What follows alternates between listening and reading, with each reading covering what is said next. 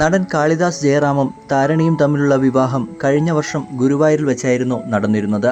ചുരുങ്ങിയ നാളത്തെ പ്രണയത്തിനൊടുവിലായിരുന്നു താരണിയെ കാളിദാസ് വീട്ടുകാർക്ക് പരിചയപ്പെടുത്തിയതും പിന്നാലെ വിവാഹം നടത്തിയതും.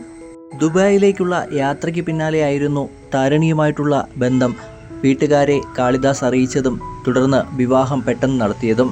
ഇപ്പോൾ താരണി പങ്കുവച്ച ഒരു കുറിപ്പാണ് സോഷ്യൽ മീഡിയയിൽ ചർച്ചയാകുന്നത്. വിവാഹം കഴിഞ്ഞതിന് പിന്നാലെ അമ്മായിയമ്മ പാർവതിയെപ്പോലെ ഒരു സമ്പൂർണ്ണ കുടുംബിനിയായി മാറിയെന്നാണ് എല്ലാവരും കരുതിയിരുന്നത്. മോഡലിംഗിൽ സജീവയായിരുന്ന താരണി വിവാഹശേഷം അത്തരമൊരു പ്രൊജക്റ്റിലും ഭാഗമായിരുന്നില്ല. എന്നാൽ താരണി ഇപ്പോൾ പുതിയ ജീവിതത്തിലേക്ക് കടക്കുന്നു എന്ന തെളിവുകളാണ് ലഭിച്ചിരിക്കുന്നത്. അത് വ്യക്തമാക്കുന്നതാണ് താരണി പങ്കുവച്ച പുതിയ കുറിപ്പ്. 4 വർഷം കഴിഞ്ഞിരിക്കുന്നു. ടൈം ടാലന്റ് എന്ന കമ്പനിക്കൊപ്പം പ്രവർത്തിച്ചതിൽ സന്തോഷിക്കുന്നു. ഇവരോടൊപ്പമുള്ള എൻ്റെ യാത്ര അവസാനിച്ചു. ഇനി ഞാൻ വ്യക്തിഗതമായി പ്രവർത്തിക്കും. ജോലി സംബന്ധമായ എല്ലാ കാര്യങ്ങൾക്കും ഇനി എന്നെ ഈ ഇമെയിൽ വഴി ബന്ധപ്പെട്ടാൽ മതി. നന്ദി എന്നാണ് താരണി കുറിക്കുന്നത്. ഇമെയിൽ ഐ ഡിയും താരണി പങ്കുവയ്ക്കുന്നുണ്ട്. ടൈം ടാലന്റ് എന്ന കമ്പനിയുമായിട്ടുള്ള കരാർ അവസാനിപ്പിച്ചു എന്നാണ് താരണി ഈ പോസ്റ്റ് വഴി പങ്കുവച്ചെത്തിയിരിക്കുന്നത്.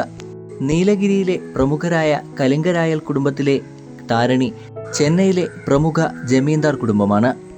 Tharani 2019 miss Tamil Nadu, miss south India തുടങ്ങിയ കിരീടങ്ങളും നേടിയിരുന്നു.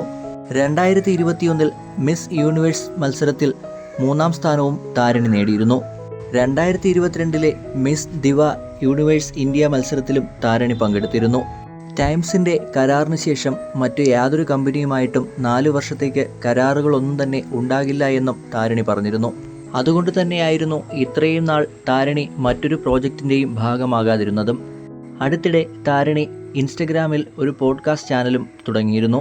ഈ ചാനൽ വഴി സൗന്ദര്യം, ഫാഷൻ, ഉൽപ്പന്നങ്ങൾ തുടങ്ങിയവയെപ്പറ്റി സത്യസന്ധമായ റിവ്യൂവും താരണി പങ്കുവച്ചിട്ടുണ്ട്.